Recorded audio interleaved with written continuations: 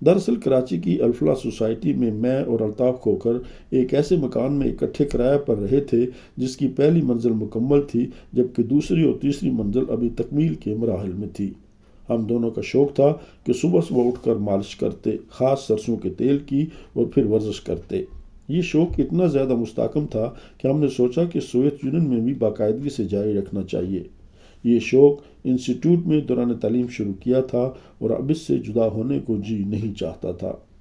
چنانچہ میں نے خاص بلکہ خالص سرسوں کے تیل کی 2 بوتلیں خرید کے اٹیچی میں رکھ لی تھیں کہ کیا پتہ یہ انمول چیز سوویت یونین میں ملے یا نہ ملے۔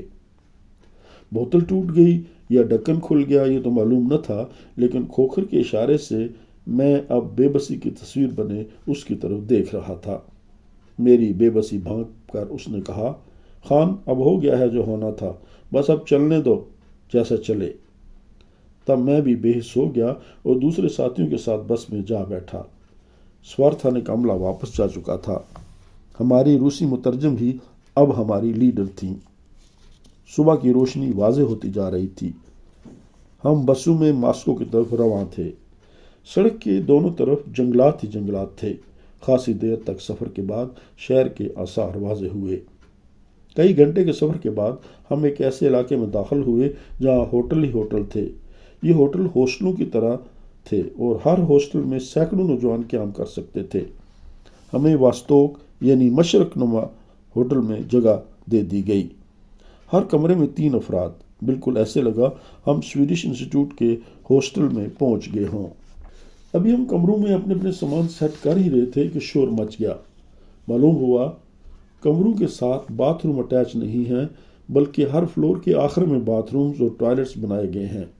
باتھ اور ٹوائلٹ کیبن تو تھے، لیکن ان کے آگے دروازے نہ تھے۔ ہم نے اپنی مترجم سے رابطہ کیا۔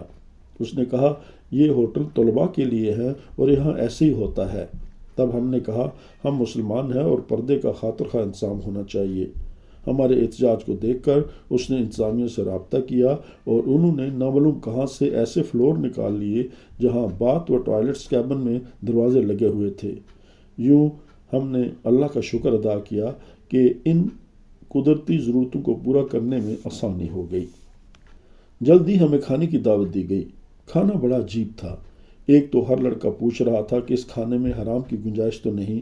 بتایا گیا کہ بطور خاص گوشت خاص شامل نہیں کیا گیا۔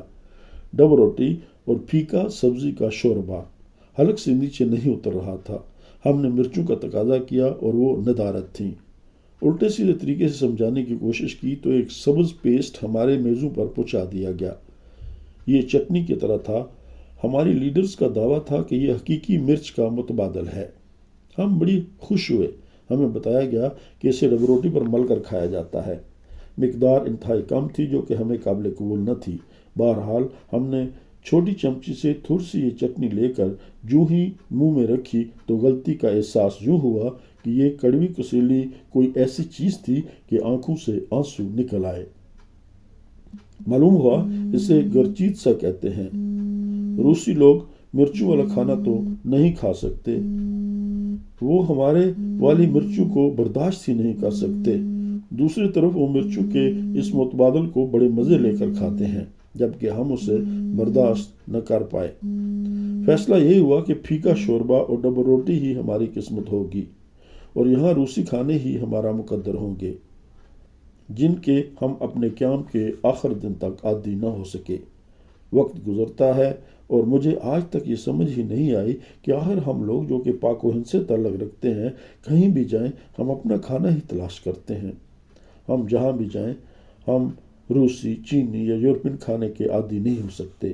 اپنے پراٹھوں اور اپنے آلو گوشت کے سالن یا بریانی کا جواب ہی نہیں۔ ہمارا پیٹ دنیا کے کسی ملک یا قوم کے کھانے سے نہیں بھرا جا سکتا۔ ہوٹل کے ریستوران میں ہم سب کے لیے کھانے کے میز مخصوص کر دیے گئے تھے اور وقت بتا دیا گیا تھا۔ آپ اپنے میز پر جائیں اور اپنے ناشتے، لنچ یا ڈنر سے لطف اندوز ہوں یا پھر بحالت مجبوری زہر مار کر لیں۔ کھانے کے بعد سب لوگ نیند کے چکر میں تھے۔ لیڈرز نے 15-15، 20-20 جوانوں کے گروپ بنا دیے۔ ہر گروپ کا ان لڑکوں میں سے ہی ایک لیڈر چنا گیا اور ہر گروپ کو ایک خاتون مترجم دی گئی جو کہ صبح سے شام تک ہمارے ساتھ رہا کرے گی۔